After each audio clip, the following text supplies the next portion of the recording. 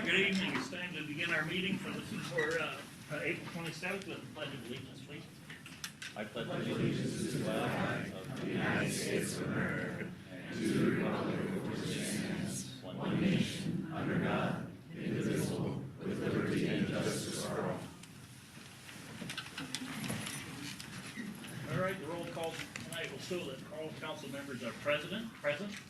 The consent agenda, we'll move on to that, which includes the approval of minutes of the April 13th and 15th, 2026 meetings, approval of bills and claims. There are no licenses and permits. Are there any questions about that? I would move approval of the consent agenda. All right, Jeff and Jason seconded. A roll call, please. Dirks? Yes. Bauer? Yes. Seaman? Yes. Coster? Yes. Atherton? Yes. Taylor? Yes. Motion's approved. All right, we'll move on to oral requests and communications from the audience. If there's anyone here that wants to speak about anything that is not on the agenda this evening, this is your chance. Seeing none, we'll move on. There are no ordinances this evening. We'll move on to resolutions. The first resolution is the 2026 Westfield Urban Renewal Plan. And Aaron. Thank you, Mayor. We have received a request from 30 Love LLC to set up a development agreement with them regarding a 25,000 square foot commercial building to be completed by 2027. And it involved an investment of at least $7.2 million. In return, the city would make 10 consecutive payments, each in the amount of $250,000, not to exceed $2.5 million over 10 years. The city anticipates making the grant payments from local option sales tax collections and has the ability to be reimbursed from property tax increment and or sales tax increment generated in the urban renewal area. What we're requesting is consideration and approval of the resolution setting a public hearing for May 26th of 2026 on the proposal to enter into the development agreement with 30 Love LLC. And there's two resolutions. Well, that's the first one, The right? first one is for the urban renewal plan, and the second one is for the development agreement. Yes. So there would be, we would need. Yeah, we two would motions. we would set the urban renewal area. I've got to find that memo. Great. And then, yep, amendment, determining the necessity and setting dates of a consultation and a public hearing on a proposed 2026 Westfield Urban Renewal Area Plan for a proposed urban renewal area in the city of Carroll, Iowa. Yeah, I'll make a motion to approve the public hearing, or which one do you want to do first? The urban renewal area. I do have one, when we do the public hearing, I want to know more in specific when you said and or, on how we're getting repaid back. So at the public hearing, you can tell us how that's done. Certainly. All right, you want to hold your? Yeah, I'll hold my motion, yeah. Okay, Jason made a motion to that effect. Is there a second by Jeff? Roll call vote, please. Coster? Yes. Seaman? Yes. Dirks? Yes. Atherton? Yes. Bauer? Yes. Taylor? Yes. Motion is approved. All right, and then we would look for a, I'll make it for the public hearing. for the public hearing, and that will. Hopefully we have this many people here too. Be by Jason. Is there a second? Second. By Jeff. Roll call vote, please. Taylor? Yes. Dirks? Yes. Atherton? Yes. Seaman? Yes. Bauer? Yes. Coster? Yes. Motion is approved. All right, very good. Next we go to West Gulfview Subdivision Urban Renewal Plan. Aaron. Thank you, Mayor. And we are going to open a public hearing on the proposed West Gulfview Subdivision Urban Renewal Plan is the first item on the agenda. Yeah, just didn't know if you wanted to say anything first, so I guess, you're okay with. Yeah. I'll have you talk after we. go ahead. Okay, we'll open a public hearing at 5:20 PM on the proposed West Gulfview Subdivision Urban Renewal Plan. And Aaron, go ahead. Yeah, on March 23rd, council meeting, action was taken to proceed with creating an urban renewal plan to support development of 9 residential lots in the West Gulfview subdivision. The developer plans to build single-family homes with a minimum assessed value of $750,000 per home. The lift station regarding this subdivision has been reduced in size to fit just the 9 lots. The lift station can be funded through the purchase of the property and the tax increment finance collections that will be created through the building of the homes. Consultation meeting was held with the affected taxing entities the school district and Carroll County Board of Supervisors to review the West Gulfview subdivision renewal plan. No affected tax entities attended the meeting. The minutes are attached. The Planning and Zoning Commission reviewed the proposed urban renewal plan and made a finding that the plan is in conformity with the general plan for the development of the city of Carroll as a whole. The minutes are attached also. The notice of public hearing was published on April 17th in the Carroll Times-Herald. A map is attached for the proposed urban renewal plan. The city worked with Carroll Community School Districts and Carroll County Board of Supervisors to request an extension of 5 years to the TIF collections. Both entities approved the request for the extension of 5 years of TIF collections for this project. A resolution is also attached for that. All right, any discussion from the council or questions?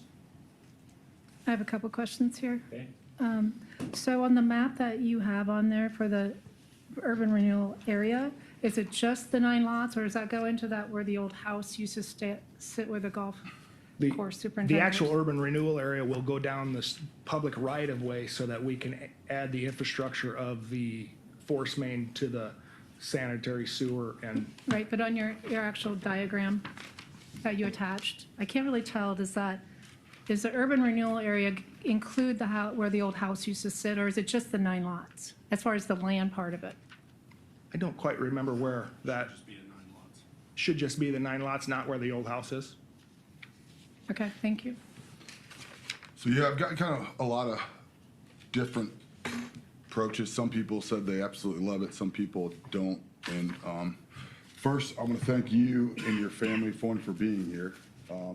And no matter what goes on today, this isn't like an attack. Chad, I think that you 100% are the guy for this job. I do believe that I've come up with kind of the conclusion is that the problem that a lot of people are having is there's no cap on it. There's not a cap. It's kind of open-ended, and council really hasn't voiced where the cap is. Like, is this the 1.2 and we just got to put in the 1.2? If that's the case, then why is the extra the million in there? And then 2, what happens if it exceeds the million? What is the cap and what are we willing to spend on this? I would like to see a deal that has an end to it. So it's just not this never-ending pocketbook that opens up. That's what we were elected for, was to protect the taxpaying constituents on deals like this that can balloon out of control. And so I'd like to see us as a council come up with some type of solution to address the cap, where that cap is, and then move forward. do you have a suggestion where the cap should be? I mean, I would like to cap at the 1.2. Okay, I mean, but obviously I'm here to, I mean, he gives us a 750, we cap it at the 125. And then if there's change orders in there, he does have a little bit of money to play with. I know it's not a ton of money. It's $500,000, which most of my constituents would think was a ton of money. But he has money in there just on the land deal to be able to any change orders and anything else like that. He himself said it wasn't a ton of money. It shouldn't be a problem that if we just cap it, because all we're doing is taking off the $500,000. We're capping it at the 1.2, and then from there, this project goes forward. all right, any other questions? or- I have a question. Okay. I don't know if this is to Randy or to Aaron. It's my understanding that the original development, there was a larger lift station proposed. And then when that one went away a couple of years ago, this new lift station has been downsized basically to accommodate these 9 lots. Is that correct? I believe it is. Yes. And the estimate of the 1.25 million, was that something that we put together, or was that something that another engineering firm did? No, Or how confident are we in that number? JEO put that engineering estimate together. They were involved in the first one. They were involved in doing some of the design of the second smaller lift station. So those are their numbers. So how confident in those numbers, I guess, are we?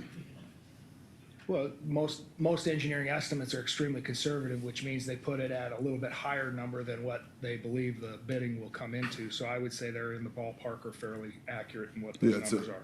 So is there barring no crazy, this deal should be able to be made with the $500,000 cap. I mean, just like right out of your mouth, the engineering is conservative. It shouldn't be that big of a deal to put the $500,000 and do the deal at 1.2, instead of expanding this out and opening up the taxpayers to more risk than they necessarily have to be at. I would tend to agree with that because we've been saying 1.25 million minus the 750. That's the 500,000 that we're going to take out of the loss funds for this project. But the document reads up to $1 million. So I don't like that either, that we're doubling the potential of this project cost by 50%, you know? So as taxpayers, I've kept count. I've had 71 people reach out to me that are not for this project, and I've had one that was for this project personally. And so I have tried to explain that, you know, this was at $500,000, and some of the math, you know, it's a 15-year payback, and I think that's maybe a little on the conservative side as well. I think we also have to include the infill housing. If every one of those 9 lots is going to get the 20,000, that's another $180,000. It's also coming out of the loss. And yes, anybody else is getting that too, but I think people have to understand that's on top of the 500,000. But now we're saying up to $1 million in the language, and then that's, well, what is it? Is it 500 we've been talking about, or is it $1 million? Well, the $1 million mark was a discussion between our attorney, Mr. Overberg at Allers and Cooney, who happens to be on the Zoom meeting right now.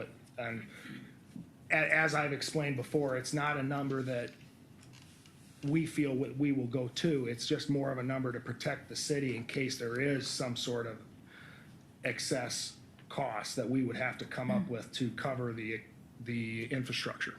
I think that we can also protect the city by just setting the cap at 500. Like, you know what I mean? There's flip of every coin. So here's the deal. Laura's table she sent us, working with PFM, our bond attorney, or not attorney, but she counsels us over the 15 years. And Laura mentioned in her email to all of us that these are very conservative numbers, as Deb mentioned. But if you look at the table with very conservative numbers, we are set after the 15 years to capture 523,000 over the 500,000. If we stay at the 500,000. Right, but there are a lot of ifs dependent on what the legislature does with all this stuff. You know, things are in flux. So that's why Laura and Suzanne built in the very conservative numbers. So a lot of things we have no control over. And so I just wanted to mention that so the public knows we have been very conservative. We are set to capture conservatively 523,686, but we could actually end up capturing more. So I with being conservative, I challenge us to continue to be conservative and cap it off at the 500,000. Like, I mean, that's kind of our fiscal duty to our taxpayers, you know, cap it at the $500,000 on conservative amounts. I'll be honest, if it gives above $500,000, it brings into question, like, what number are we willing to spend on this? I mean, nobody's still kind of giving me an answer of what we're gonna spend. Like, I mean, when does the no come into play? Can he answer the question? Oh, Nathan, you can hear us, can you not? I can. Can you hear me? Yep, we can hear you. Can you answer the question as far as? I don't think he can answer. I think the council has to. Is it possible to put a cap on this? Or change the Legal. development agreement at this point, and what would that require us to do? So right now you're just talking about the urban renewal plan. So you're in the public hearing for the urban renewal plan. So that's step one. And to me, you can, with respect to urban renewal plan, adopt it, or you can wrap up the public hearing and then decide to defer action on it. But I'm not sure that what you're talking about requires any changes to the urban renewal plan. So I would think about wrapping up the public hearing on the urban renewal plan and approving it. But again, if you are not ready to do that, then you can wrap up the public hearing and then defer action on the actual plan until a later date. The development agreement piece that you're talking about, I'm trying to catch up to speed here because I haven't been part of any previous discussion. I assume you're talking about the city advanced definition in the development agreement, which says up to $1 million. I think you have control over how much you spend by how you publicly bid that work. And if you don't get a bid that comes in at 1.275 million, then you don't accept the work and complete the project. So to me, that's where your control comes in. But if you want to add something in the agreement that clarifies that, you can certainly get something in there. What the developer has to be comfortable with is signing a development agreement that says if we can't get a bid that's at 1.25 or less, that we're not going to go forward with the project.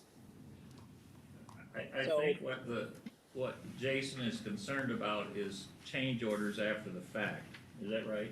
Yeah, but I'm also worried about it up to $1 million. It's Okay. if we can't get a contractor or engineering at 1.2 million, all these numbers that we're talking about, these conservative numbers that we're talking about, they mean nothing. They absolutely mean nothing. If this thing all of a sudden balloons up to $1.7 million, $1.8 million, they don't mean anything. You know what I mean?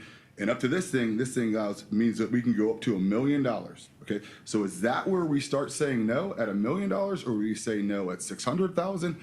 I need some type of clarification where we're at, because right now we send all these numbers to the public and it says based on $500,000, right? And I think most of the public can stomach that. Some of them can, but you add another $500,000 to it, and that's where the problem comes.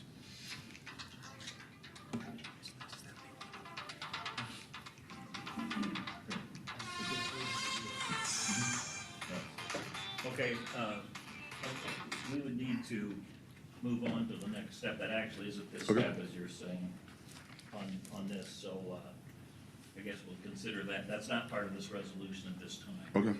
Okay, that's their understanding, right? Yes, Right. Okay.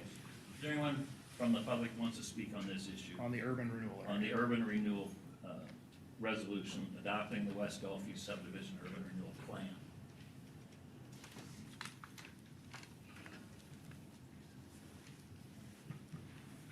Ludwig.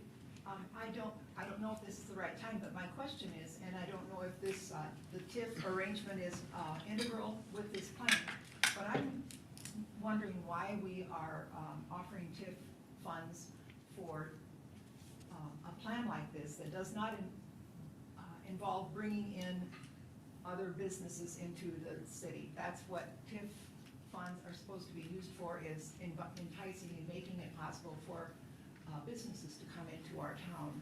And I'm seeing this as a plan to build homes for people who can afford whatever taxes are supposed to be paid.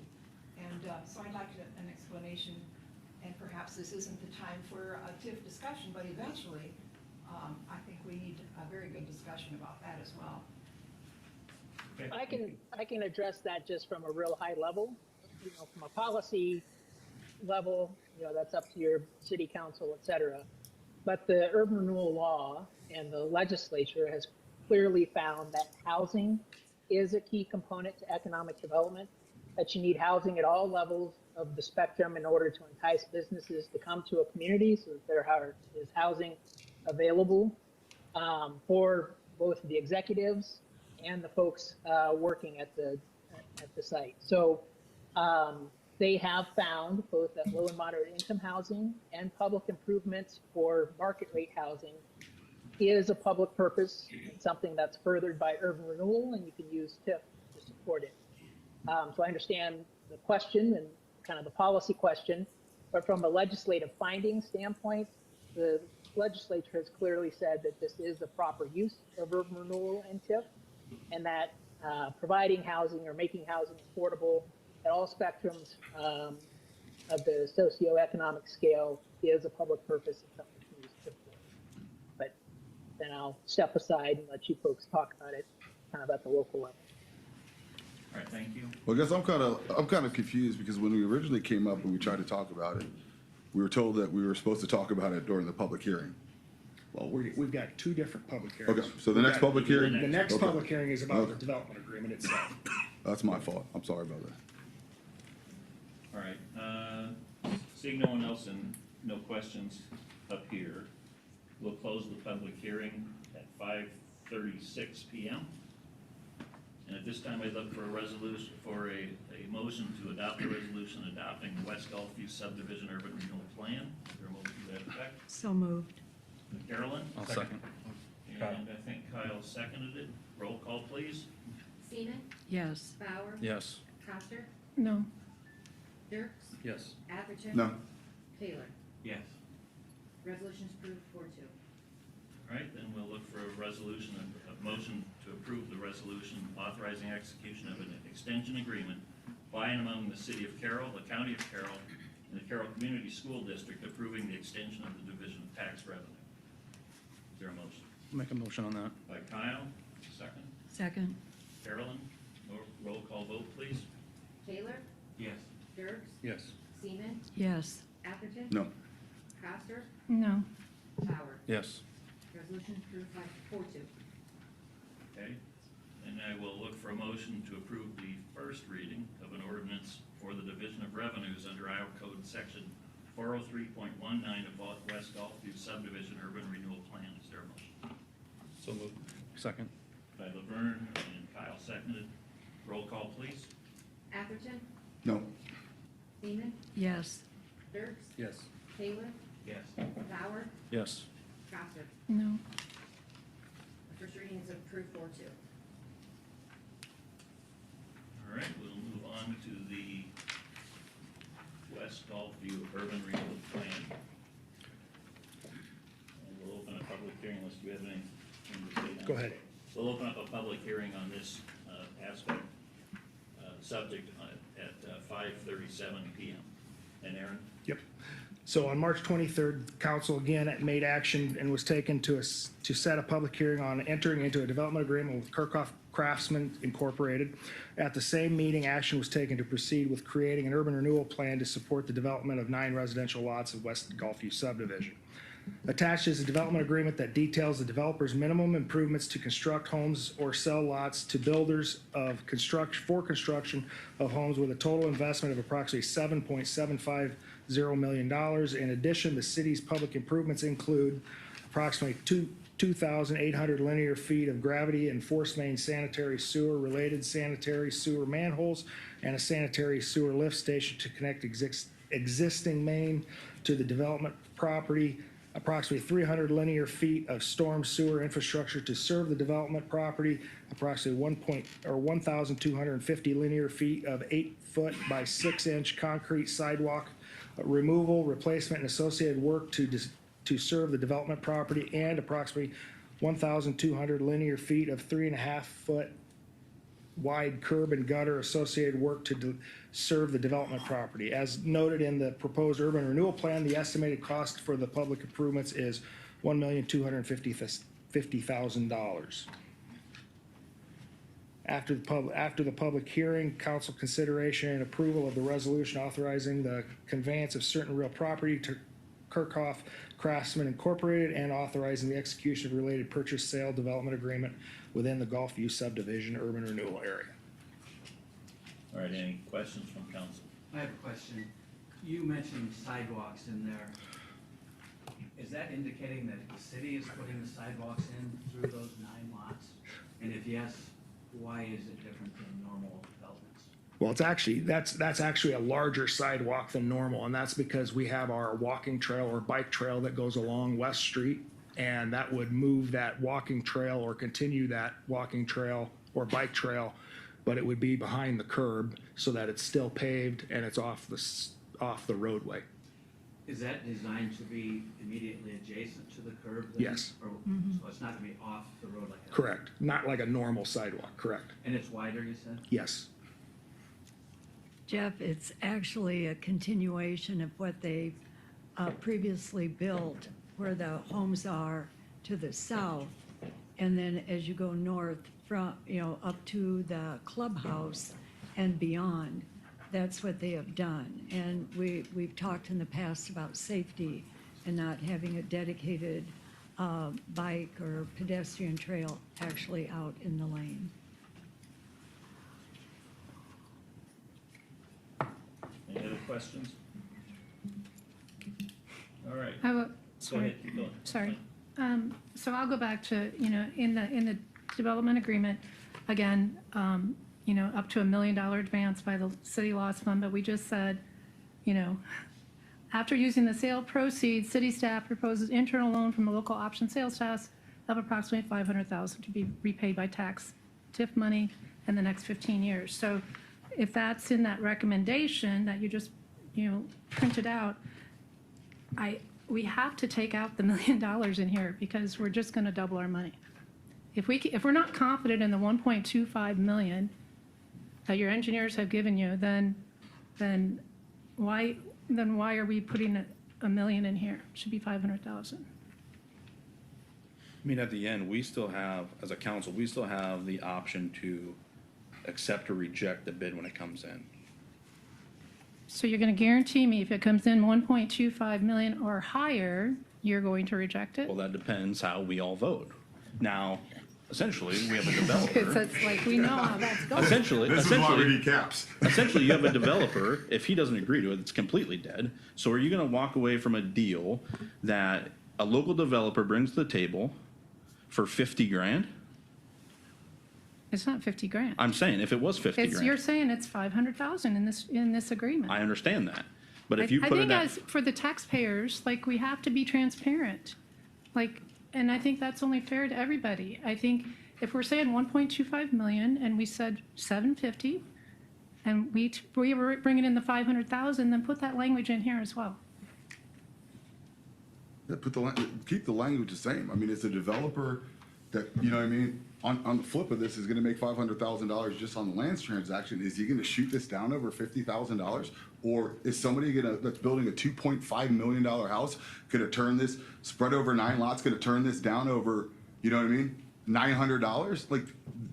Yeah, I don't know why the risk is always on us. And I still haven't gotten the question of what is the number where we say no? Nobody, we all sit here and nobody gives us, what is the number where we say no?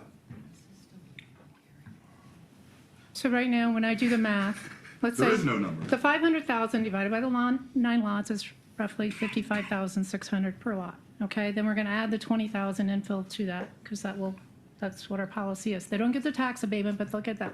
So now we're at 75,600 per lot. I don't think it should be any more than that for those 9 lots.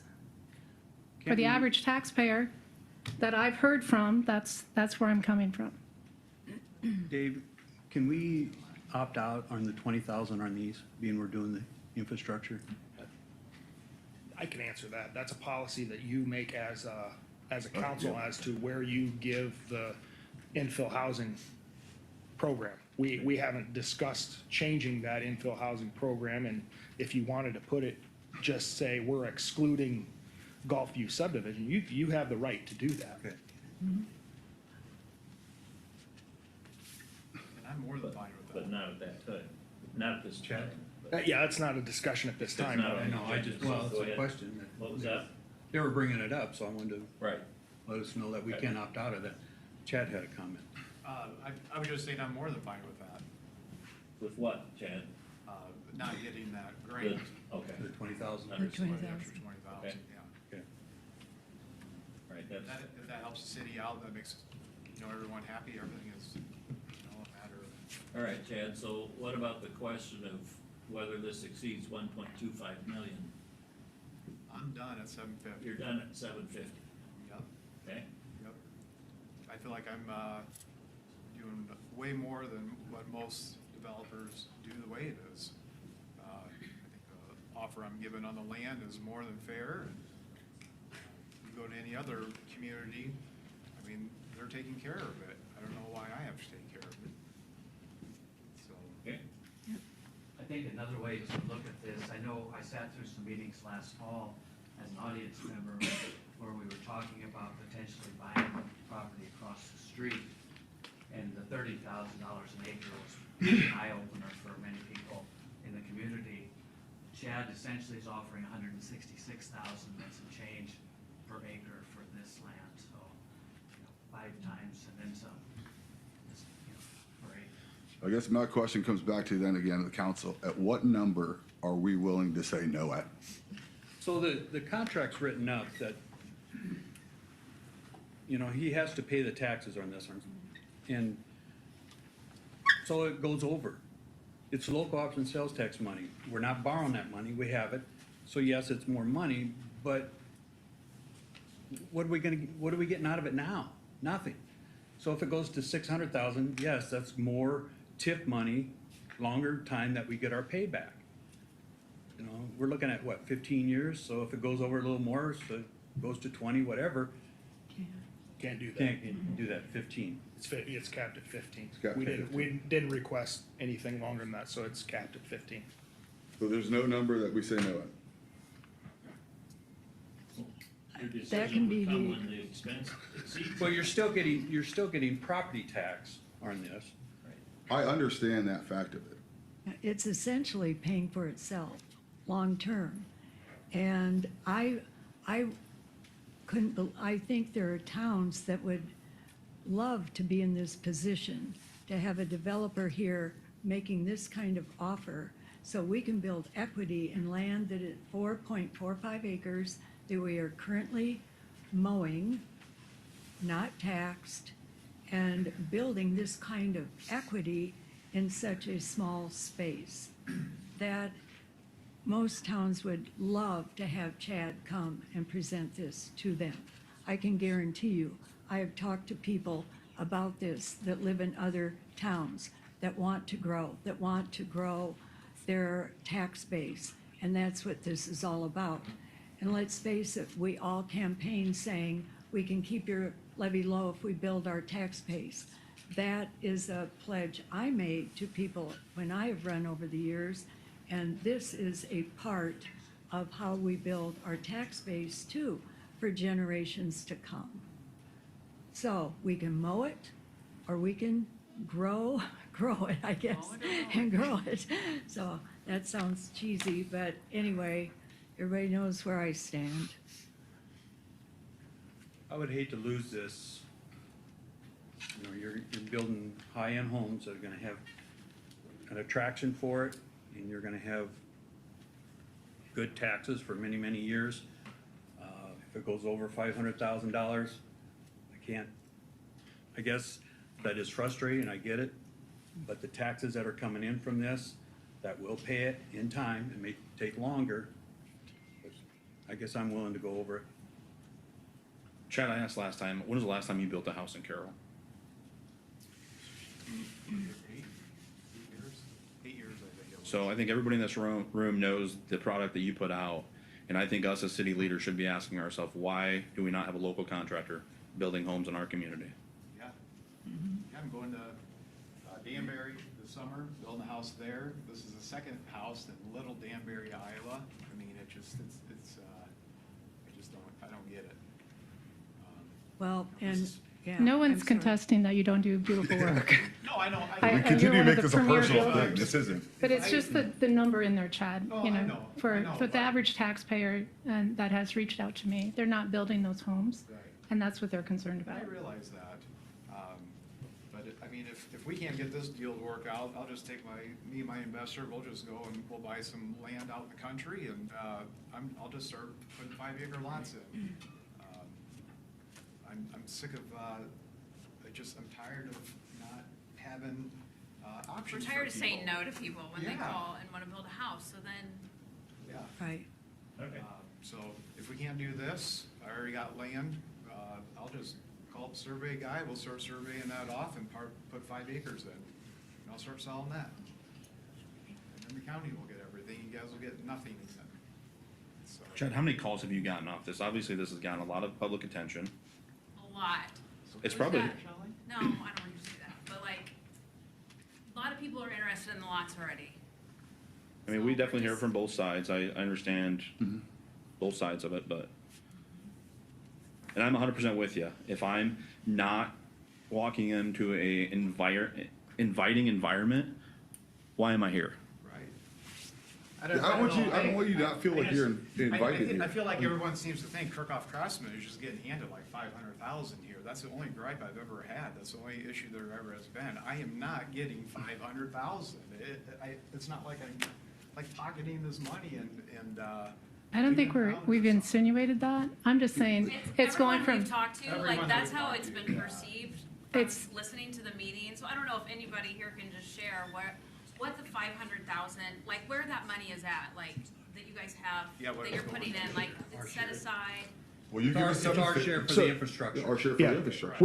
which the city will be doing the infrastructure, that's a city project, which we will be doing the project for the infrastructure, for the infrastructure that I read off on the, Right. at the beginning. But it seems like most of the taxpayers don't realize that. It seems like everyone that has said anything, it seems like they're like, oh, Kirkoff's just getting 500,000 he's put into his account. It's not working that way. That's exactly why we're here tonight, is to Right. We just clarify want things people to like know that, that and too, it's, like, it's, Right, it's obvious, well, we've already stated what the $500,000 does. right. The concern is, will it exceed that? So, Because I mean, I feel like I've taken a huge gamble here. I got this, some Mark Dalton that is commenting on my Facebook accounts, saying, Right. what's he all saying, Shelley? I mean, it's insane what this guy is saying, and it's all this fake account. I don't have to sit here and do this. I don't have to take this. I don't have to have somebody sitting here running my business into the dirt. Michelle and I, this is our baby. This is our name on this thing. This is what I mean, if we don't have this, we have nothing. And I got this Mark Dalton sitting here running my company into the ground. I don't need to do this. I can take my money and go elsewhere. Well, Chad, I'm here to tell you, I don't know who Mark Dalton is, but by no means is anyone, like I started this. Yeah, it'd be interesting to know if it's you, Jason, to be honest with you. Is it really? How many times do you see me on Facebook? I'm never on Facebook, trust me, I don't know Mark Dalton, you know what I mean? Because It's, you got Mark Dalton has it. Oh, really? See, this is the problem that you, Okay. Chad, let me finish, let me finish, okay? ahead. Is that you're turning this into personal. I'm gonna go home and sleep Turned it fine. into personal in the last meeting. I didn't mean to You were turn it sitting into here personal. running me in the dirt. I listened to the meeting before I actually came in here, and I commended you for what you're doing. This is what we like to do, though, is a lot of times we like to make this stuff personal.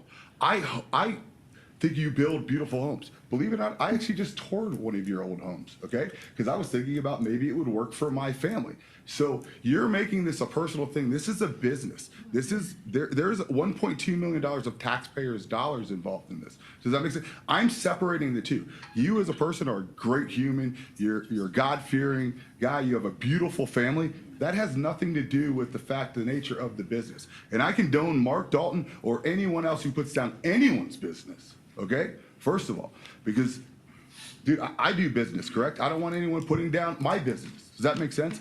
That's not me. I'm not a troll. You can ask this crowd. Nobody's ever seen me on Facebook because I don't do it.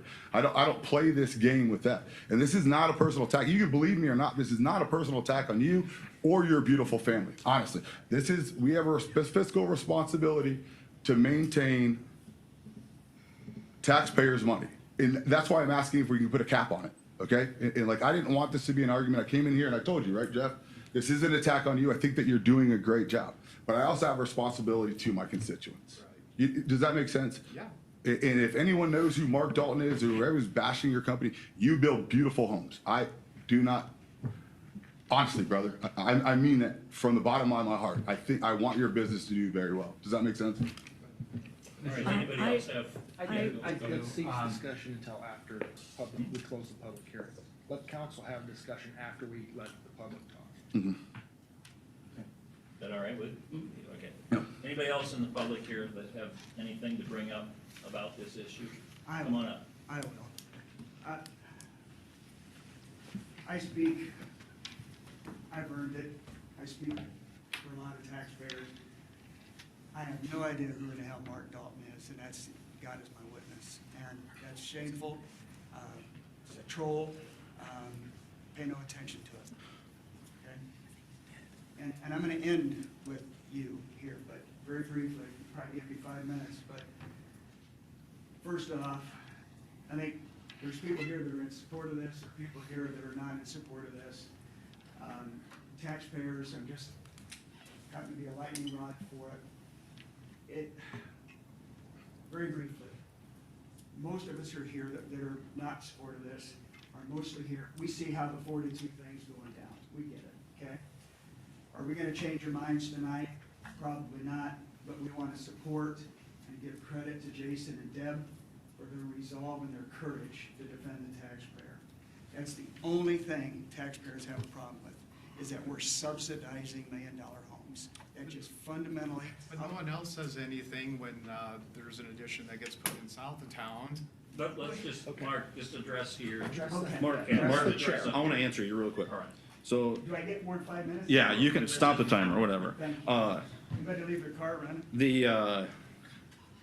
You sat up here as mayor, the first, This all started. no, well, yeah, when we first did our first full street reconstruction project. Yep, We talked about special assessments. yep. And what kind of temperature did we have?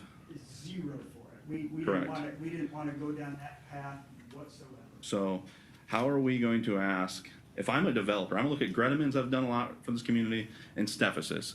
They've always paid to put the infrastructure up front. Correct. Why the hell am I, as a developer, gonna pay for that up front? You're special assessing me for all that. Essentially is what it is. An individual? You mean, someone? If I'm a developer, I'm paying for all that up They front. develop for profit. Nobody on Adams Street lives there for profit. That's a huge difference, Kyle. Wake up. You and I are never gonna see eye to eye on that, Mark. Okay. I answered your question, maybe not to your satisfaction, but there's nobody on there is for profit. Okay? All right, keep going, Mark. Okay, here to support you guys. I find this also extremely surreal because if you've been following the news, last week it came out that Iowa is one of the 10 highest property tax states in the country. And that's why there's so much being done in Des Moines about capping property tax today.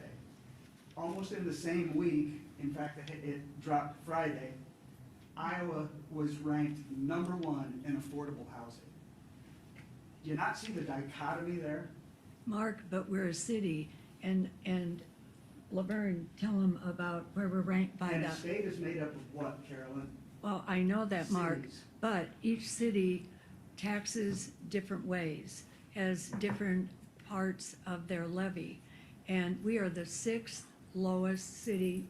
Laverne, you did the research, and the Iowa Taxpayers Group supports that and has acknowledged it. Yes, they have. So we need to be truthful And about how we rank within the state that you mentioned. And that is truthful.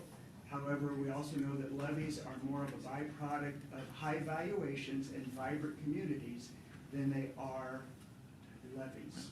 And levies are determined by what the spend is, okay? So that's the facts there too. We went down 91 cents. Thank you. Yeah, The taxpayers I appreciate credit our department heads. So here we are, one of the highest tax states and then the most affordable housing. I do have some questions, and these are just some, I think, quick questions. I've been told by golfers we might have to move some fairways to accommodate this. True or not? Just a little bit of different mowing, but that's it. A little bit of different, we're not moving any fairways. Perfect. So that clarifies that one. The payment would occur, the payment's gonna occur before a shovel hits the ground. I think that's been straightened out. The 15 years that we're talking with the projections is, and the TIF is limited to 15. It's gonna take us about 3 years to even get to that point. So now we're actually talking about 18 years. And then I confirmed this with Laura when I called her. Her projections did not include the homestead credit and/or the elderly credit. And so that's gonna go well beyond the 15 years. I just want everybody knowing that. Just to clarify though, and correct me if I'm wrong, isn't the homestead credit backfilled by the state? Okay. But not in here. Yes, Yeah. if it is. Okay. So, I want that clarified. The 1.2 projection, you know, when we were talking the big lift station, the last number was $1.9 million. So is it JEO's belief that the lift station would be reduced by $700,000? It's moved to a different location. That's why it's a lot less. Okay, Because the last one, they had to drill holes all around it to to get it dry to put the lift station in. Now it's being moved, so they don't have to do any of that. Okay, perfect. And then the last one would be the remedies section, and I know Nathan's still on the line, he wrote the remedies section. I just find the remedies section of concern. And there's just a lot of things that can happen in that. One of them is even mentioned, you know, the developer's financial situation can change. My financial condition changes daily. I think that's pretty common, but Chad, I'm gonna tell you this, and this has come from a personal point of view, but things do happen. And I know you've got a good crew, and there's nobody in here that is questioning your integrity, your belief in this, and your willingness to make it happen. No one is questioning that. The only thing we're hung up on is that 500,000 or $1 million. That's the only sticking point here. But when we talk about remedies and what happens if we lay in this 1.2 and then something happens between house number 1 and house 9, I am living testament as a cancer survivor how things can go suddenly awry and your plans change really quick. That is God's will. That's none of ours, but the remedies section does not address the what-ifs. So It just says, What do you say, Mark? If I was to get cancer or something? no, I'm And just, I guess what I'm getting at is like. COVID can happen, inflation can happen, double-digit interest rates can happen. I know, and that's why I sit here and I say I'm really sticking my neck out. I mean, all we keep talking about is inflation, and here I sit trying to talk my wife into spending $750,000, and things just keep going up and going up. I mean, I'm sticking my neck out just as much as the city is. As the taxpayers are. Now, the city's not sticking their neck out at all. It's the taxpayers. Oh, the taxpayers. We are the city. We are the ones making the investment in your development. Right. And I realize that, but if I don't get, so let's say the whole economy goes to put tomorrow, I'm on the line in 8 years to start paying taxes on all of this. I don't know any developer that would stick their neck out. And Well, do there's a clause in this agreement that states that there's economic, right? In the development order, there's a It clause. becomes null and void. Yeah, it becomes null and void, so. That's the thing. Yeah, like, I mean, like, yeah. And Nathan, like, see, you wrote it. Maybe We're not you can arguing, address listen. it, but Thanks, Nathan. Yeah, we're not arguing that, I'm not arguing that out, like, I get it. It's like, essentially, yeah. all bets are off. Sorry. Meanwhile, the 1.2 is in there. I mean, Mark, I don't, let's talk about that for a minute. I don't understand what you're saying there. About if something goes awry, that this agreement goes away. So in a perfect world, Chad lays out the check for $750. We lay in the infrastructure. Let's say we're lucky it's 1.2, okay? Somewhere between house number 1, starting to pay us back, and house number 9, something goes awry. The remedies section, in my humble opinion, Nathan, you're the attorney, I'm just a car salesman, but it doesn't appear as though there's any clawback or any protection for the taxpayers whatsoever. The protection is the minimum assessment agreement. Once that's in place, they owe the taxes based upon those values, whether those houses get built or not. So in 2034, the minimum assessment starts, And it completes in 2044. so there'd be 10 years at minimum assessment. Right. And so I'm just not reading it that way, but you're the attorney. I'm not gonna argue with an attorney or my wife. She'll win. No, I don't look to argue with you either. And, you know, there's all different ways. The remedies is something that gets negotiated just like everything else, right? Right. And so you could certainly we have a list of 3 remedies, but also note that 10.3, it's not exclusive. There's also every other remedy that's available under law or at equity for us to pursue. But you could certainly list more than the 3 that we did. But these are the things that were negotiated by the parties. The balance of interest of getting a deal done and what everybody's comfortable with. Okay. And all I wanted to point out is that the biggest protection which certainly is not a bulletproof vest. Seldom is there such a thing in a negotiated contract. But the remedy that the city is looking for, or the protection that the city is looking for with respect to their investment in this project, is the minimum assessment agreement, which creates minimum assessed value on those 9 lots in a substantial amount that gets applied whether or not all of those houses get built. And then you're relying upon folks to pay the taxes on that property percent, that minimum assessment agreement. So although it's not identified as a specific remedy in the case of default, under the situation you've described, the protection that is available under the agreement is that minimum assessment agreement. Thank you, Nathan. I'll just close one more time, dude. We support you. We support your vision.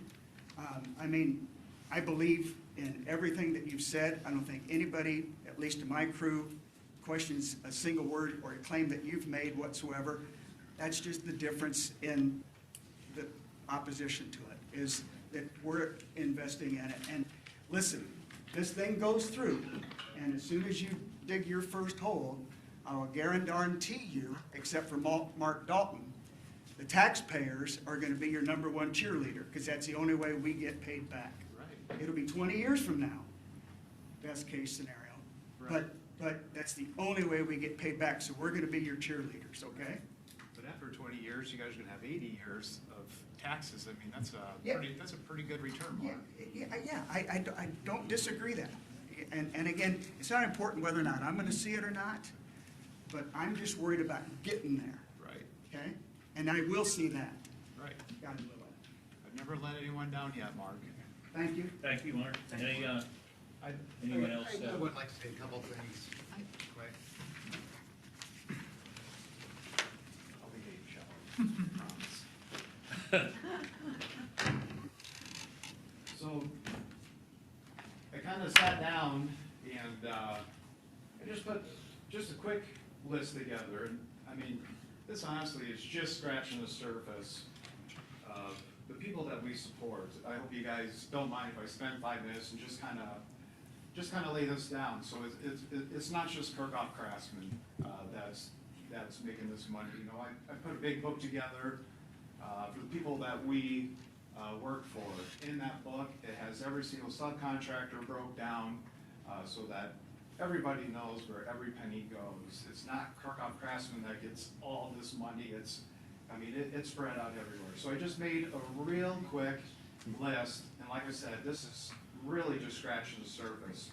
But as of right now, when somebody comes to me and asks me to build a house, I either send them to Iowa Savings Bank, or which is now Midwest Heritage, or I send them to commercial banks. So we have them banks that are making money off the interest of the house that I build for them. Next thing we do is we gotta have house insurance. So I send the customer immediately to Gredman Insurance so that they have house insurance on it. Every week I gotta go to my accountant, Sean McGowan, takes care of all the accounting for the accounting and taxes for the business. Then we gotta stake the house out. We have Schulte Surveying, that's in Arcadia, that takes care of that. Then we got concrete that starts, actually we gotta dig a hole. Jess Hausman is just south of Carroll, takes care of that. We stake out the houses, Mike Schulte takes care of that. Then we have concrete, Jake Benami Construction, just outside of Carroll. We got Daniels Construction, and then them guys turn around and they support Morehouse Ready Mix. Then we go to having to put pea gravel in around the foundation. Pea gravel, or we got to put rock in for a lane. That stuff comes from Landscape Paradise in Carroll, Arcadia Limestone, or Tyler Butel, that's just south of Carroll. Building materials, lately we've been going with Carroll Lumber, so they're seeing all of that. I got a pile of tickets right here, about $200,000 that I just spent with Carroll Lumber. Framing, I just don't have the guys to help me with everything, so Tim Roy helps me out on that. He's just by help. Shingling the roofs. We got Premier Systems out of Danbury, Iowa, that takes care of that. He's doing that because we're building a really, really nice house for him in Little Danbury, Iowa this year. I support those who support me. I'm a firm believer of it. stone and brick, we got sulfur masonry out of SAC, overhead doors, I got all pro door, electric, Woodrock Electric, plumbing, Kip Plumbing, First Choice Plumbing, all in Carroll, Bauer Plumbing, which is my cousin out of Emmitsburg, and in Little Emmitsburg, Iowa, I'm gonna be building him probably a house probably fancier than, sorry Gary, but Gary Schenkerberg's house. It's sweet. Sheetrock, Regaler Drywall takes care of that. He's in Carroll. He gets all his sheetrock from Carroll. Painting, Shrek Painting takes care of that. He turns around, goes Sherwood-Williams, buys some paint from them. Shower doors and mirrors, Carroll Glass, porta pots. Everyone's gotta have a place to go to the bathroom, or in our septic, out of Litterdale takes care of that. Sound system and TVs, Reesburg Audio. Kyler, thanks for coming. Tile floors, Keith Channing takes care of all that. He's in Carroll. Flooring, countertops, window treatments. Michelle's got a whole design studio set up right outside of Carroll. This Mark Dalton, he was running me in the ground because he says, I'm not even in Carroll. Don't do nothing for Carroll. Well, I don't know. Seems pretty crazy to me. Appliances, Drees Company takes care of that. Trucks and truck maintenance. What's the first thing I did when Michael McLaughlin wanted me to redo his house, Kyle? I went and bought a brand new truck from you guys. Champion Ford, I buy brand new trucks from them. New Way Ford, Pro Auto, fuel, you get that from Drees Oil. Tools, General Rental, trailers and all that stuff. I just bought a new trailer from Olson Outdoor Power Sports today. Went up to the courthouse, paid my taxes on that again. So it's not just Kirkoff Craftsman. You know, I sat down this weekend and did all this, and I always wonder why I never sleep at night. There is a lot of people that are really relying on me to make sure I do my job right. It's not me getting all the money, it's all these people, which in return are turning around and investing the money right back in the community. And this doesn't even include the money that Michelle and I give to charities and all that stuff. So I just kind of wanted to make a point of all these people with one house. It's that how much it helps everybody in the community out and everything that you guys get for taxes off that. Got a question for you. When you go to Danbury, do those people follow you, or you get people from over there? Nope, my boys follow me wherever I go. Okay. So there's a reason why I work with them. They're the best of the best. They know when they work for me, I want it perfect, and it's perfect. So they will follow me wherever I go, which is amazing. So. Well, thank you. Thanks, Chad. I got a comment real quick, though. You said that I might have been Mike Dalton or Mike, what was his name? Mark. I'll tell you, besides the post on Facebook of today's meeting, do you know the last time I posted on Facebook? Take a guess. I don't know, I Yeah, don't have. yeah, it's 6 months ago. I don't even have an Amazon account, bro. I'm not Mike Dalton or whatever it is. So to accuse me of that, like, I mean, know your facts. Like, I don't get on Facebook. Like, okay? All right, is there anybody else that has any public comments here? We're still in the public. Okay, I would like to, Sure, thank go you very ahead. much. State your name. And I'm CJ Niles from Carroll. That's fine. And you gave a wonderful Economic Development 101. That's what it's all about, and that's why we're here today. And it is to respond to the taxpayers, and it's also to be good stewards and to move Carroll ahead, so we have some people who are taxpayers here. And Carroll, and you have to have a long memory, but Carroll is really the poster child for tax increment financing. It started in the 1970s, before I was here, but I was watching it, and urban renewal of downtown, and then we did urban renewal of the 90s, you know, so that's another tax increment financing, and so that's what it took, was that was a scary thing for Carroll to tear down their downtown and then rebuild it a couple of times. So it's not simple, but it is a process of moving ahead and a process of looking at your community and saying, we want this to be here forever, and we want to move it ahead for the future generations.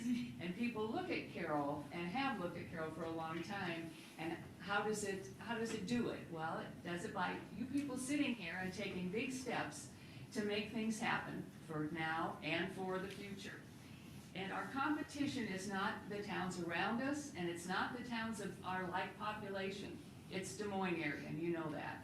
You know, our young people go there and our not so young people go there for entertainment, and we have to work really hard to keep where we are, because if you haven't noticed, Iowa's slowly dividing into rural and urban, and we have to, you know, keep in there or we're not gonna be a city at all. So I'd like to applaud you for keep moving ahead, coming up with ideas, and moving us up for the betterment of everybody, and that's the main purpose, so thank you.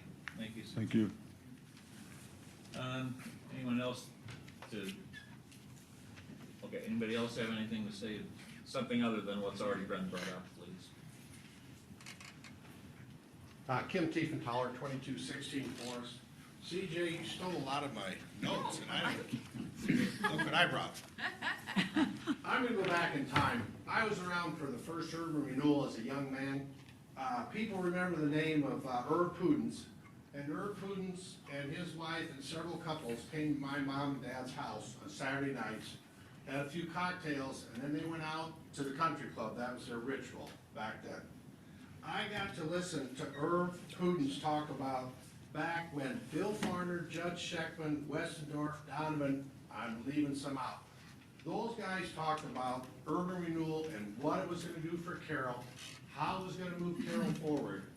So you got my dad sitting there, and you got a feed dealer, a banker, a dentist, and a farmer, all sitting there listening to Irv Pudens, and they're all just sitting in awe. Yeah, you know, that's a great idea. That's really good. You know, I'm glad they all bought into it. You know, you got two young guys, one there, one over there, just sticking their necks out in this community to spend some serious money. Now, we need to back these people. You know, I know everybody's worried about taxes, but what do you think the people back in '67 thought in this community when they pulled out the urban renewal? I just remember him talking big numbers back then for a young kid.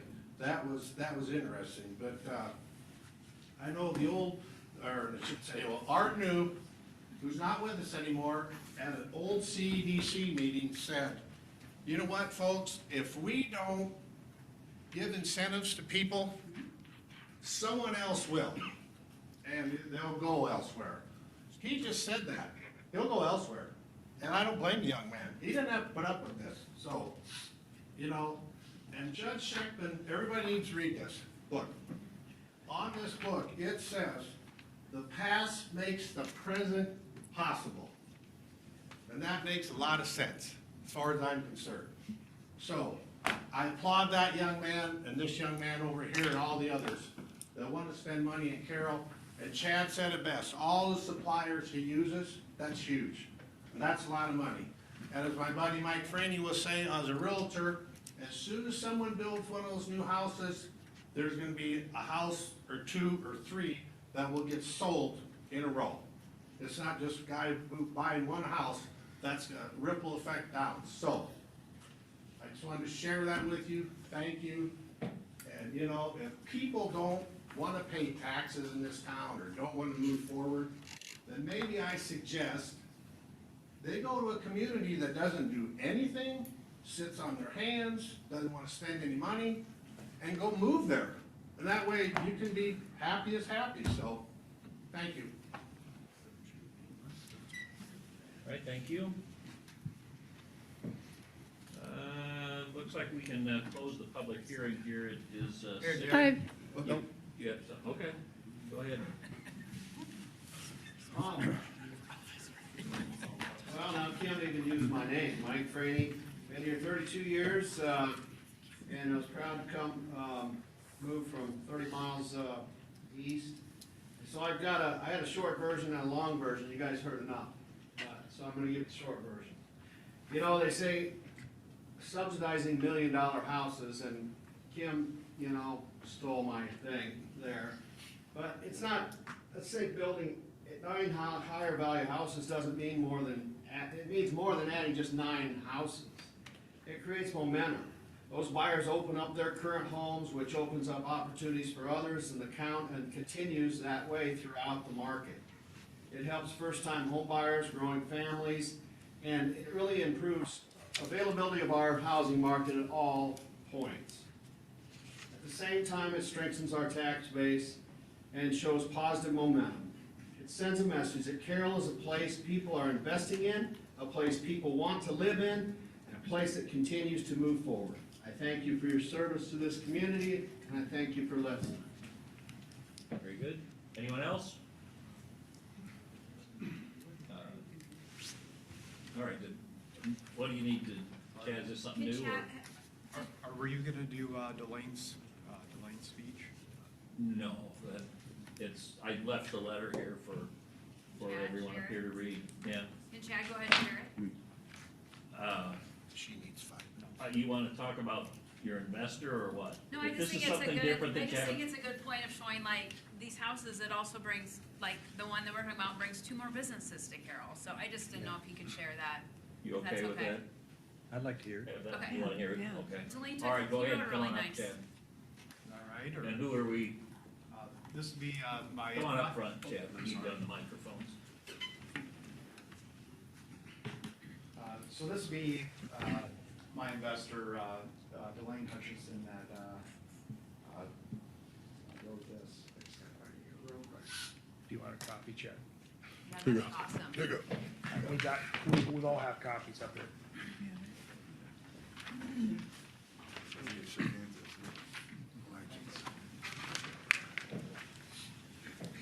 Okay, so like I said, this is Delane. He's my investor. He originally is from the Carroll community. Him and his wife, Christian, live in Texas, and he's gonna be the first one, if this does get okayed, he's gonna be the first one that we're building a house on this year here yet. So he said, "Good evening. First of all, my apologies for not appearing before the council. My work required my presence, and I'm not able to be with you on this date. Having grown up in Carroll and regular visitor since I left for college many years ago, I wanted to introduce myself. I do know several people in this room and want to introduce myself, share my story with those I have and not met, and I'm looking forward to formally meeting soon. My name is Delane Hutchinson. I grew up in Carroll, graduated from Carroll High School, had my first jobs in Carroll, learned to fly in Carroll. Blessed to have my parents still living in Carroll, and my wife and I hope to move back to Carroll in the next 6 to 12 months. I'm retiring as a commercial pilot, and my wife is a doctor holding a PhD in family therapy and addiction counseling with a successful practice in Dallas, Fort Worth. Our current home, once back in Carroll, she would like to continue and practice there. Growing up, I remember the city fathers dreaming of a future, family names such as the Farner, New, Bureau, all positioned in Carroll in the 70s to become the Carroll of today. Obviously, there was many more before and after my childhood memories, but what they all had in common was positioning a city for growing and a quality of life for most can only dream about. For my wife and me, we're probably a little spoiled by living in the DFW area, which offers unlimited choices in housing. Our big city expectations are probably similar to those anyone moving back into a smaller city.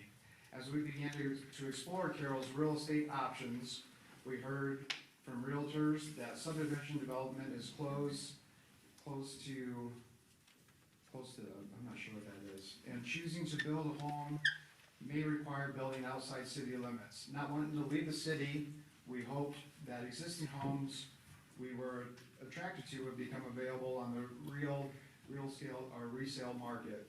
That has become several years of wishful thinking. I think I've been working with him for 4 years now. This is why the Gulf View addition is important to the city.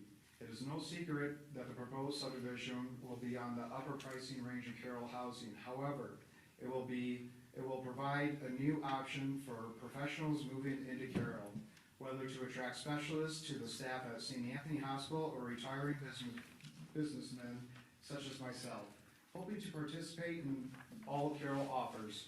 With the city supporting this development, these homes will produce larger tax revenue, funding the city's tax rolls for generation. As a pilot, you always need an alternate city to land should the first airport city become unavailable. Though we have an alternate city in mind, in the event we cannot find an option in Carroll, we really don't want to execute that maneuver, as we are considering a move to Carroll. I would like to say we are singularly focused on Gulfview. It has truly piqued our interest. Gulfview appears to be the best option for Carroll, the use of the land, and for the taxpayers in the long term. For us, we are hopefully that this project will become fruitful and benefit future generations in the long-term growth of Carroll. Personally, we would benefit from a great home in a planned neighborhood surrounded by excellence of the Carroll people.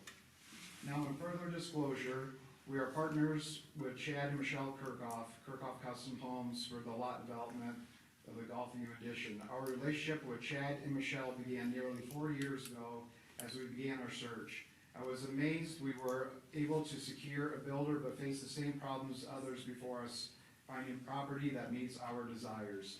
As we searched, it became obvious that Carroll has an unmet need for new home developments. Because of our desire to move to Carroll, Chad and Michelle's commitment to work with us, and the rumor and later failed attempt of a Gulfview development, we formed our alliances and have been driving force in resurrecting the development and bringing this back to the council for consideration. Personally, this is not without risk, as we are committing to the taxpayers of Carroll to create a premier development. Knowing the city has expectations that hold us to a financial target, contributing to the development of a beautiful groomed golf course neighborhood was never in our wheelhouse, but it is a project that needs to be completed. We would be proud to assist in adding this neighborhood to the Carroll's portfolio. Thank you for your time, and we hope to meet everyone soon. Great, thank you. I'll make sure I don't miss somebody. All right, we're gonna close this public hearing. It is going to be 6:27 PM. And any discussion here from the. I got a question for. I got a question for Nathan. What if this comes under 1.25 million for infrastructure? What happens then? How's that money is between Kirkoff and the city?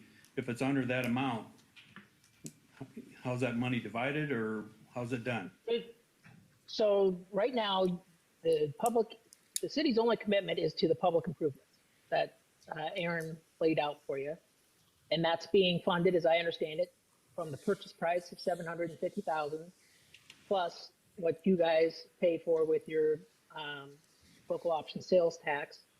And so if you get the $750,000, which is the purchase price, that doesn't change. That's not a conditional amount.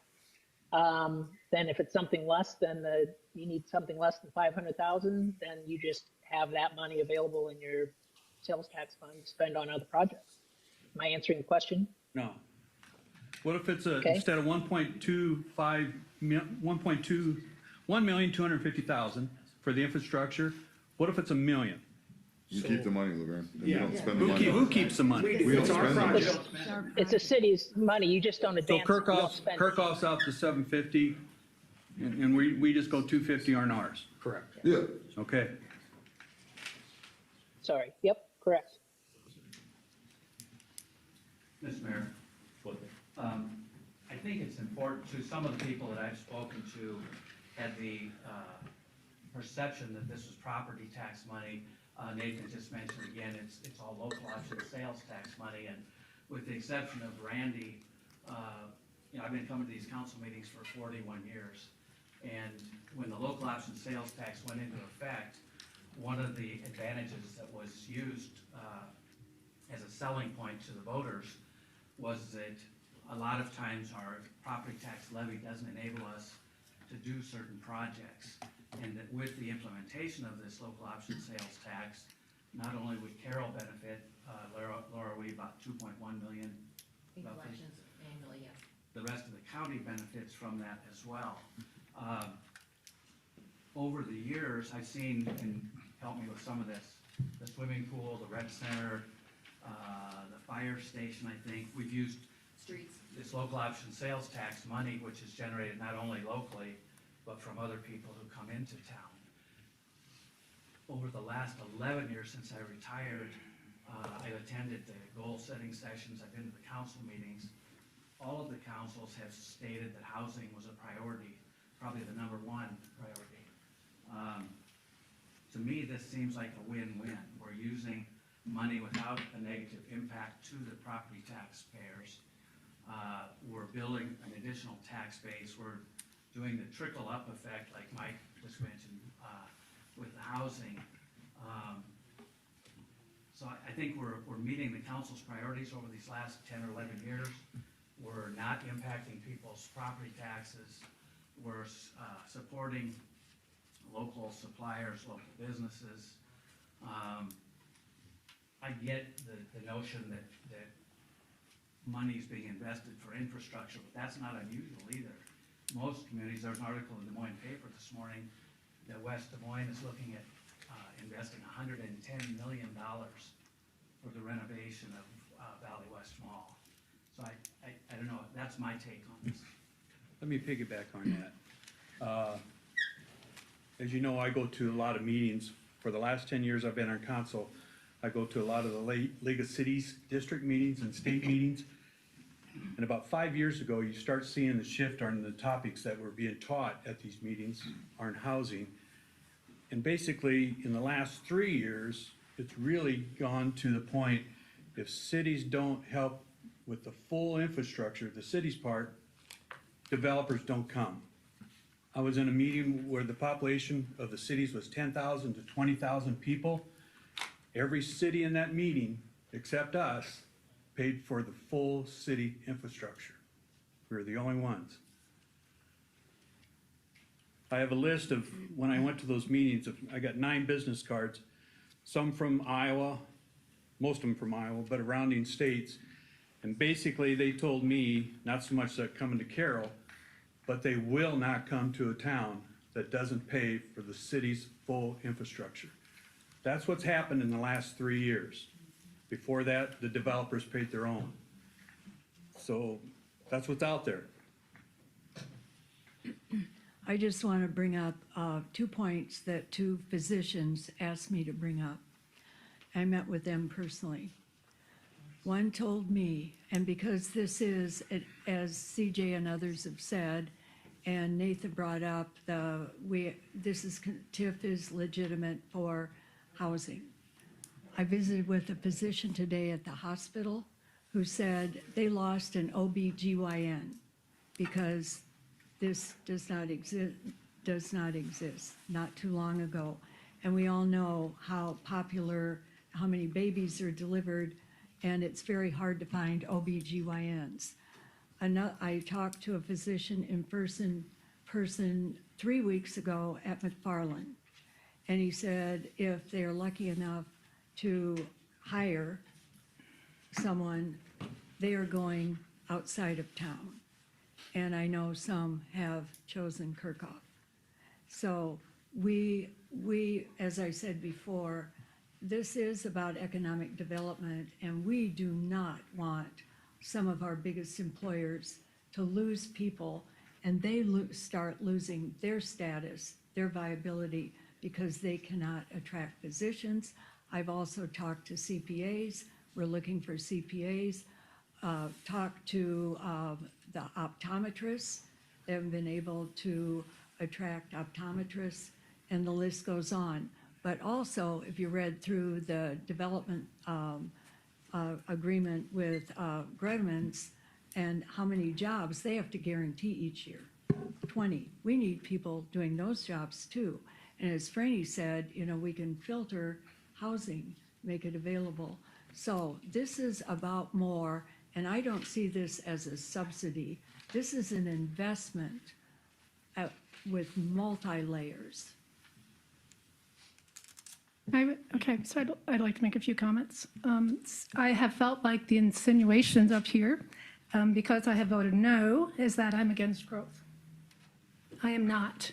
I am for economic development, and I am for Carroll.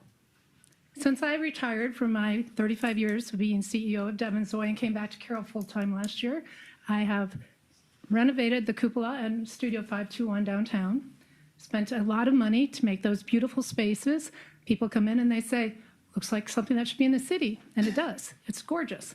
We love it. I've recently purchased the Morrow Building. That will become a renovated space as well. If you've not heard, I've bought the winery from John and Rose. That will become a premier event center downtown. And there's one more I have in the works that I'm not going to say here tonight. So I'm not against economic development. I want to see Carroll grow. But I'm also a business person, and that's where I get back to the math of, is it $500,000 that we've told the taxpayers, or is it $1 million in the agreement? And if it's going to be the $1 million in the agreement, then that's what we say to the taxpayers, and not give this, it could be 500, it could be $1 million. What is it? Do we believe the $1.25 million estimate on the infrastructure, or do we not? And if we can agree to 500,000 in the contract and it comes in more, then we get to have a vote again, right? Or we look at another potential I'd have to contractor. ask Dave, you'd have to answer that. Yeah, Nathan, did you hear that question? I did. So certainly if you put in $500,000 and that doesn't meet you can't get it done for that, you could come back and amend the development agreement. The question would be for the developer if they're comfortable with that. Again, none of these terms in the agreement are drafted kind of, in a vacuum. Everything gets negotiated and discussed. Try to make sure that both sides can live with it. So the answer to your question is yes. If you reduce that city advance number and somehow you can't get the deal done or the project done within the confines of the existing agreement, there could be an amendment. It's just, is everybody willing to move forward with that uncertainty?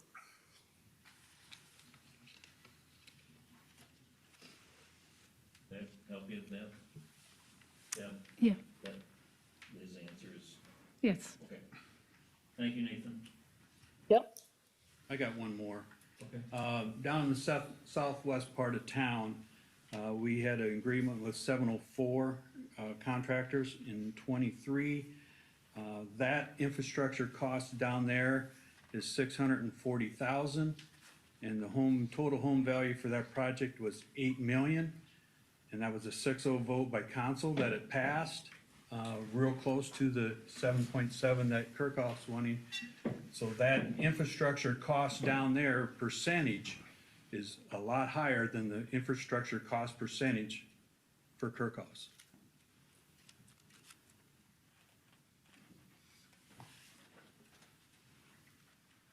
Anyone else?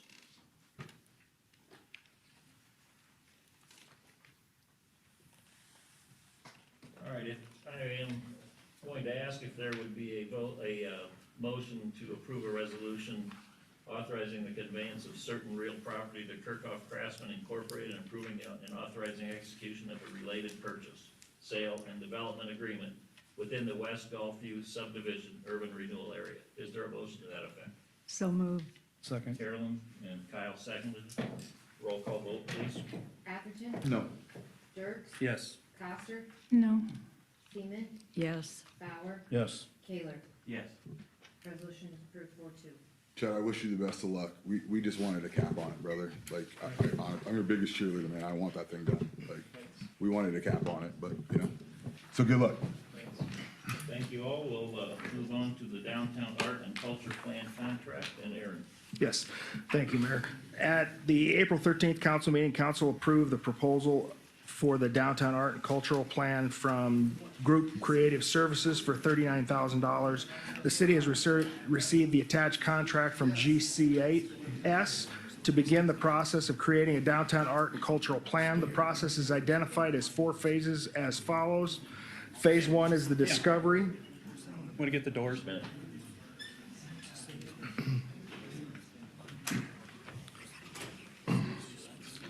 Discovery, collecting public input and dates approximately 1 to 3 months. Phase 2 is the analysis, identifying themes and opportunities. Phase 3 plan would be vision and recommendations to the council, and Phase 4 would be activation, public art concept designs. The first step of Phase 1 is to identify a local steering committee made up of 10 to 15 individuals. GCS will then begin to collect public input and analyze local data to determine the best route to create the plan. Council should consider and approve a real resolution to enter into a contract with GCS for a downtown art and cultural plan. I'll make a motion to approve it. Second. Jeff, I heard you. No, but I think that was. Okay, so Jason made that motion and Deb seconded it. Roll call, please. Seaman? Yes. Coster? Yes. Taylor? Yes. Atherton? Yes. Dirk? Yes. Bauer? Yes. Motion is approved, the resolution. Very good. We'll move on to sanitary sewer collection system rehabilitation project 2026, and Randy. Thank you, Mayor. The current capital improvement program includes a multi-year sanitary sewer rehab project. That project is envisioned to rehabilitate sanitary sewers by lining, as well as lining manholes and possibly some point repair. The current budget includes $50,000 to initiate that project. We've prepared a proposed professional services agreement with Feenstra and Kim to prepare the final plans, specifications, and bidding documents for that project. The general scope of the project is envisioned to include about 8,000 linear feet of sanitary sewer rehab and about 14 manholes. The scope is actually detailed in the agreement, but it contains all of those work functions necessary to get to those bidding documents.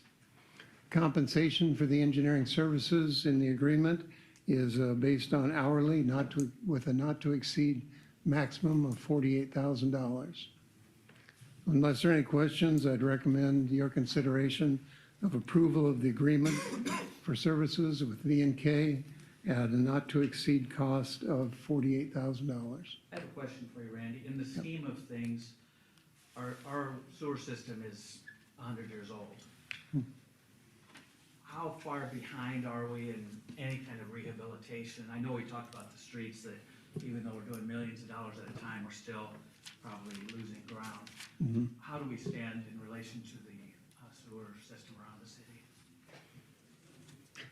That's really difficult to quantify, Jeff. It actually, when a sanitary sewer system needs rehabilitation, when it's at the end of its useful life or near it, the impact is probably twofold. It's primarily infiltration and inflow, water getting into broken joints, which increases the flow at the treatment plant. Then you have to build treatment plants to treat the increased flow.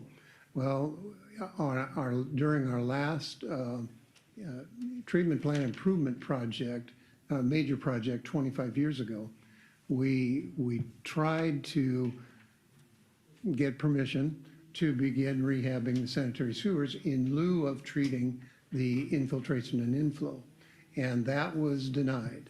So the plant was built to treat the infiltration and inflow that we're currently getting. This type of project, 25 years later, is proposed to kind of cap that infiltration and inflow, hopefully. Of course, the other end-of-life indicator of sanitary sewers would be collapse. And we have a couple of isolated locations that have collapsed. It's pretty rare, but there have been a couple. And we have some kind of an inspection system with our cameras and such where on a regular basis, we're inspecting to see how we stand in certain areas. We do, yes. Mhm. Thank you. I'll make a motion to approve. Second. Jason, Jeff seconded. Roll call, please. Dirk? Yes. Taylor? Yes. Bauer? Yes. Atherton? Yes. Seaman? Yes. Coster? Yes. Resolution is approved. All right, we'll move on to professional services agreement with JEO Consulting Group We're just doing Snowblade. Yeah. Here. No, there's another. Oh, is that tree one? Oh, okay, Tree one sorry, that we got then that money is for. on there. Okay, that is on there, okay. For the tree inventory management plan, I read about it, and then I still forgot. It's all Go right. ahead. Thank you, Mayor. So this is an agreement to have a tree survey done for the city of Carroll. The city of Carroll has currently never had a tree survey done or inventory done. We approached a grant through the DNR this early 2026 with the plan of trying to get one of these tree surveys done. We were awarded the grant, and basically this is the paperwork for the company doing the work to do the survey. So the amount that they are charging for an entire tree survey is $32,000. The grant amount was for that exact amount. This will help us in basically having a GIS plan of and location of every public park tree that we have through the right-of-ways, through parks, cemetery, golf course, everything. It'll help in the case if we ever have another or the next round of whatever diseases come through, whether it's a Dutch elm style or EAB, help us locate and start formulating plans on moving forward. So my recommendation is to go into an agreement with JEO Consulting Group and get moving forward with this. Thank you for going out and getting this grant. It's huge. Chad, does this will keep going into the future? I mean, we will have. Correct, we'll have full access to it, and I'll even share it with the DNR. Oh. So basically, we can add to it as we plant new trees and things like that. Jed, we're in the middle of a contract now, if I remember correctly, from a year or two ago, and it kind of died. It's my understanding the contractor that we had originally contracted with is not doing anything anymore. Where are we at in the scheme of things with that? That's public. That's public. Oh, that's you? Yeah, Randy? that's public. Randy handles that one. Will this list all the ash trees then too that are set to be removed in all the public right We'll of work ways? with them, and they'll know that we're in the process of removing them, so likely not. They'll probably have it indicated that there was a previous ash tree there, if it's still up while they're doing their survey. Okay. As we remove them, adjust the inventory. Yes. But you're right. We are under contract currently with a tree removal company. They have not been in town since October of last year. We are taking steps. In fact, as of just as late as tonight, Dave stopped and mentioned we're initiating contract termination with that contractor. So you would. Or notice of contract You would go out to termination. bid then to rebid the remainder of that then, or how would that work? Actually, we've practically completed preparing our next group of 60 trees. And this termination, if it goes that way, is likely to take a number of months, maybe, measured in months. So we want to get another contract underway. And then if this is terminated, we would roll those trees over into either an addition to an existing contract or into a new contract. Thank you. Keep up the good work, Randy. Thank you. Make a motion to approve. Second. Jason made the motion, Jeff seconded.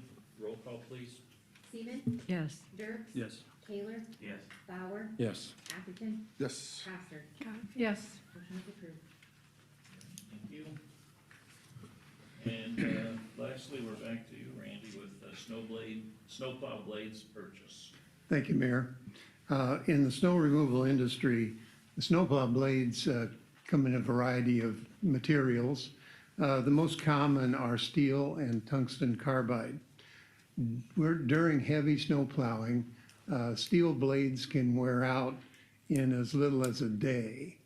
But we have had experience with tungsten carbide blades lasting an entire snow season for us. Current industry conditions, due to current industry conditions, we're recommending inventorying up to 2 years worth of tungsten carbide snowplow blades. We've requested proposals for the blades that we would need to inventory. We've received those, and I've indicated or listed those in your memorandum. But in addition to those prices, shipping would be added to each one. And those shipping costs are generally not provided until they're shipped. Current road use tax fund snow removal budget includes funding in the amount of $147,500. This year, due to a mild winter, we've expended about $106,000. So there's some leftover funding there, plus the road use tax fund balance is over $4.9 million. So unless there are any questions, we're recommending your consideration of purchase of snowplow blades to inventory in the amount of $99,165.07 plus, plus shipping. Randy, when we talk about blades, are we talking about these cutting edges that are bolting on to the blade itself? Yes. Yep. How many are we getting for that? Just because when I see that number and I look at a cutting edge that I'm bolting onto my plow, it does seem like a lot of money. Mm-hmm. It is. We're proposing to purchase blades for, I have to add up in my head, about 11 plows. And they come in, they're all different. Some of them are bolted on 2 4-foot sections plus a 3-foot to make 11 feet. And some of them are in 1-foot sections across the front of the snowplow. So it really varies, and that's why I've shown so many different prices for the blades. They're all different sizes. And the cost and time, I assume we've cut the numbers on the cost of time on putting one up, just a steel blade versus a carbon blade? Yes. Okay. Carbon blades are considerably more expensive than steel. Yeah, but they last. Okay. They'll last longer, and there's time for changing out. Exactly. And while we're on Snow Road, please thank all those guys this winter. We had our little hiccup at the beginning with that huge snowfall, but they've done, amazing. It's a thankless job that they're up at 2, 3 in the morning pushing snow, and so they do the best that they can, and they're doing a hell of a job, so. Thank you. And this is 2 years of inventory, so it's This is- basically 50,000 a year that we're banking it. This is what we're projecting.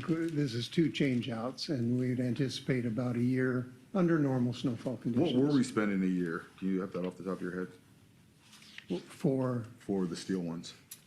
Well, we've been running carbide blades for several years. Oh, okay. It's been quite a few years since we purchased steel.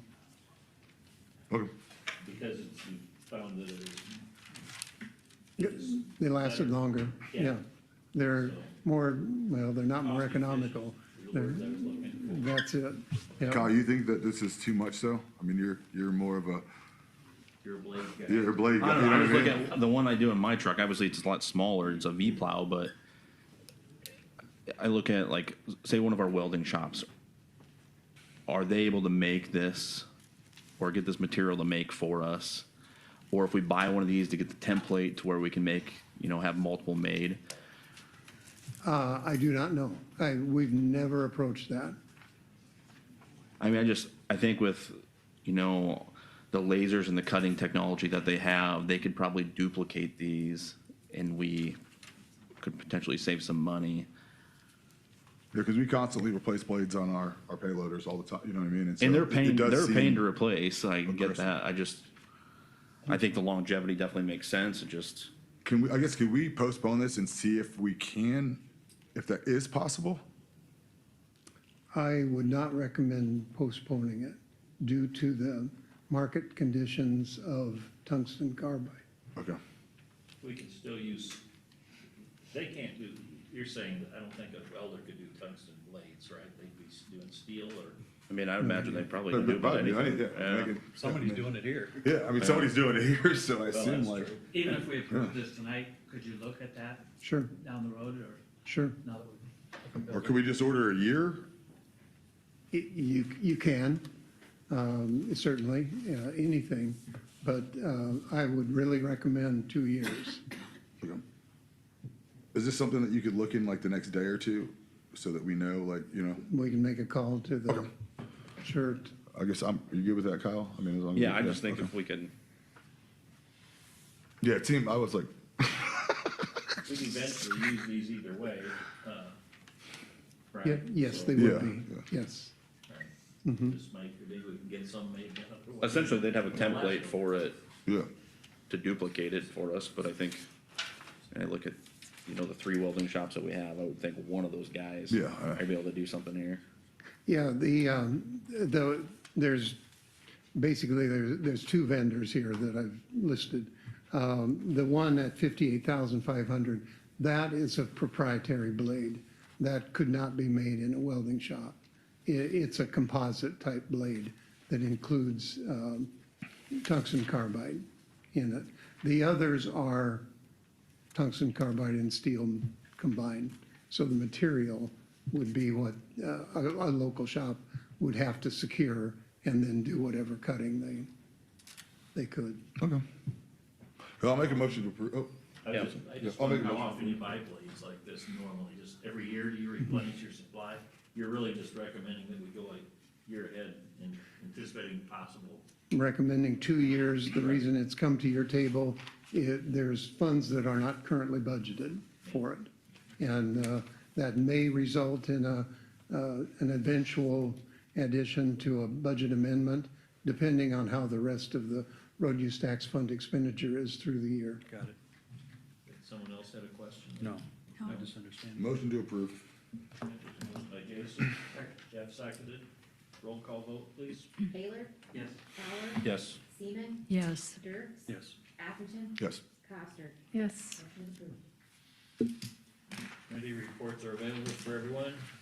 No specific comments from the mayor tonight, how about from city council?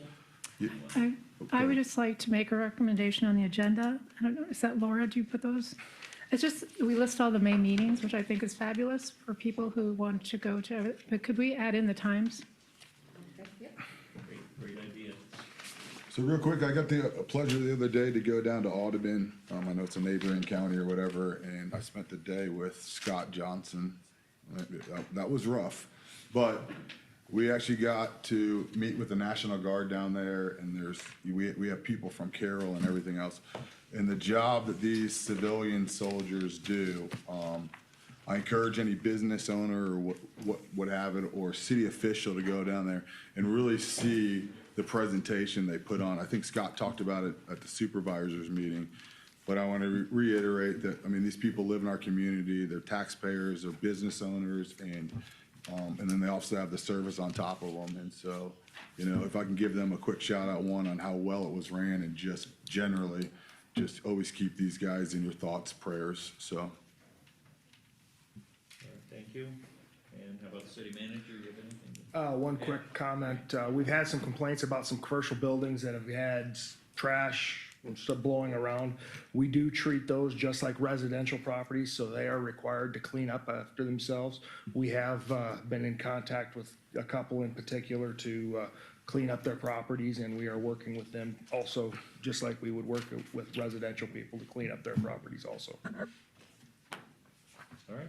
I also got one other thing. I know there was a Facebook post that came out, I think, or something. Somebody had told me about the use of golf carts. I kind of talked to Aaron and I talked to Brad. We are currently looked at the state law. I believe it says it's a valid driver's license. It's not 18 years old. So we are currently, that should be on our agenda here soon to try to get that more within lines of the state law versus the ordinance of the city. So that's kind of for the council and for all the people that have called me that, you know, I mean, so I think you guys are working, right? You looked at me kind of surprised, like, no, Nope. we don't, okay.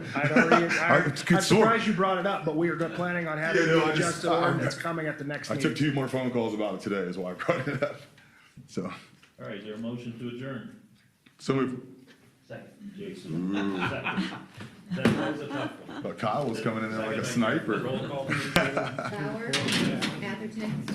Yes. Seaman? Yes. Dirks? Yes. Baylor? Yeah. Coster? Yes. We're adjourned.